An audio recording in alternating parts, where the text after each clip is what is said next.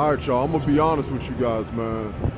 I really just been thinking about everything I've gone through in these last 5 years.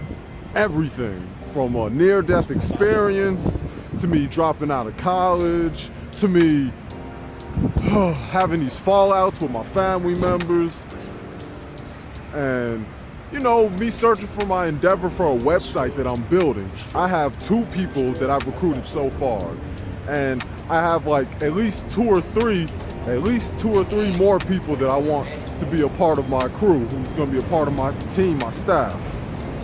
Because we're at a time right now where social media has affected the whole terrain on how people socialize with each other, the whole dynamic of just human interaction. And, you know, I've been trying to find ways to better my life. I've been trying to just figure shit out and push the right buttons. And I'm thankful that I've run across the right people who are ambitious. Yes, I've been in relationships that I was dissatisfied with, and I broke up with my girl. You know, there are things that I had disagreements with, and her beliefs that were diametrically opposed to mine. In addition to that, I've really just started to come to certain realizations about myself and learned that if you are no benefit to me, I just gotta cut you off. Which brings me to this Instagram post that I made back in December 11th. And 11 is a very special number to me.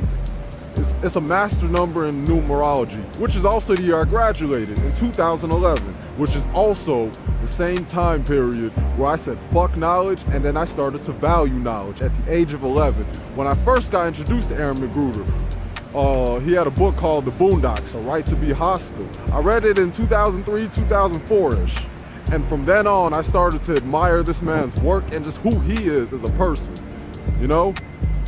Aaron McGruder, the guys who created Static Shock, the Milestone Media, Quentin Tarantino. I think about the works that Quincy Jones has done. This is the path that I've been taking.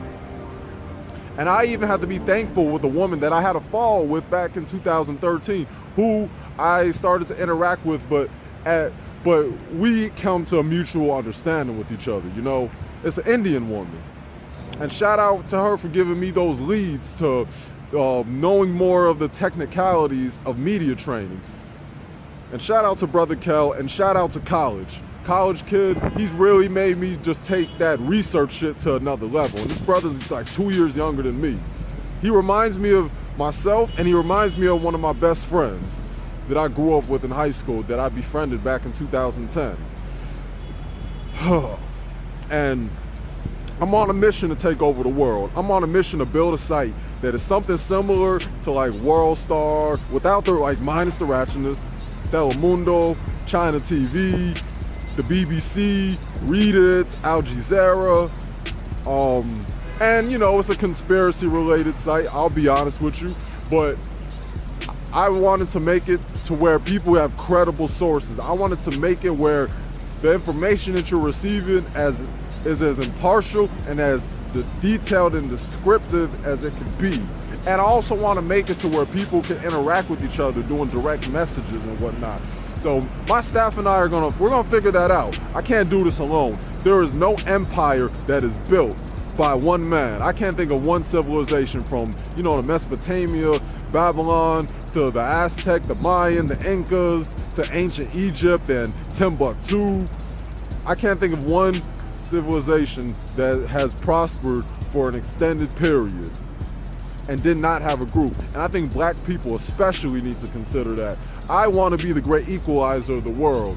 You see, my family, my roots derive from a place called Belize. That's where my family comes from. So even from that cultural dynamic, racism is something that is relatively obscure, and it's a classism thing. You understand what I'm saying? So I grew up not really, I understand how racism works. I've experienced it since the age of 5 back in 1997 when I was going to a school called Blaine here in Chicago in the Lakeview area. So I am not oblivious, I am not naive. I've dealt with it. I have been called things like a mayate to a bunch of Puerto Ricans. I've dealt with racism, trust me. But I also, on the flip side, I also grew up in a diverse area. And I used to have Pakistanis drive me and my siblings to school, people from Afghanistan, people from India. And, you know, I've been around people who are from the hood. I've been around people from affluent areas. I've been around all types of walks of life, schools of thoughts. So to me, that's another reason that prompts me to go for that goal and being the equalizer of the world, you know? You know what I mean? So that's my mission. That's my life mission. And to be a media mogul. And I'm going to buy out WorldStar. I said that when I was critiquing academics. I'm going after all these bigwigs. So if I have to deal with the powers that be, the jewels, shout out to college, I gotta deal with them, then so be it. That's what it's gonna be. And I'm going to accept my fate. I have no problem dying for what I believe in. My biggest fear in life isn't death. My biggest fear in life is not contributing to this world. Just letting my life just go to waste, letting potential go to waste. That is my biggest fear. You know? Because we're at a time right now that we could live in a Renaissance era. That's the time that we're living in. Being a polymath is something that I aspire to be. Being a man who is very versatile, especially in the works of like music, media related stuff, obtaining knowledge and information, researching, etc. You know? That is what I strive for. And I've noticed this. The people that I come across in my life, even if you don't like me, there's something about me that you respect. There's something within my aura that you could tell is different. I grew up not being black enough for the blacks, not Caribbean enough for the black Caribbeans. But, you know, I'm like, fuck that. I'm just a unique person. A lot of people don't know how to deal with an individual like me. See, I've learned that people like me, not just me, but people like me are an enigma, which is why I latch on to people who are ambitious-minded, people who want something for themselves, people who are striving to be the innovators of the world. Those are people that I want on my side. Those are people who I want in my crew, people who can do shit better than me. Shoot, I'm gonna have to assemble a crew just like Monkey D. Luffy from One Piece. That's the shit I'm on right now. You feel me? I've noticed, man, on social media, Facebook, Snapchat, Instagram, and even back in the day when people would use Tag and MySpace and Zanga, like, I noticed that people will just shift the blame for why social media is the reason why the world is in a fucked up place when people socialize, but not really. Social media, it's all about what you do with it. There's nothing inherently good or evil in this world, but it shows you the mindset that we as human beings tend to have.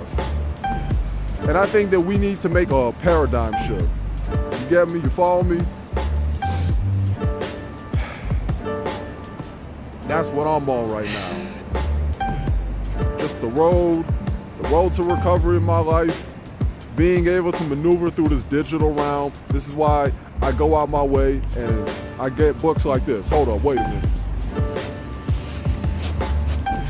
I go out my way to get books called, like, the internet is one big playground. This is the type of stuff I'm on so I can understand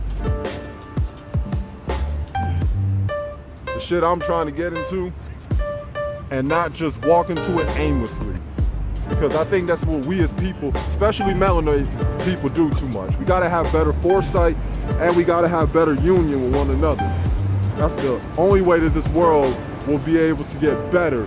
We communicate with each other. We understand what we're getting into.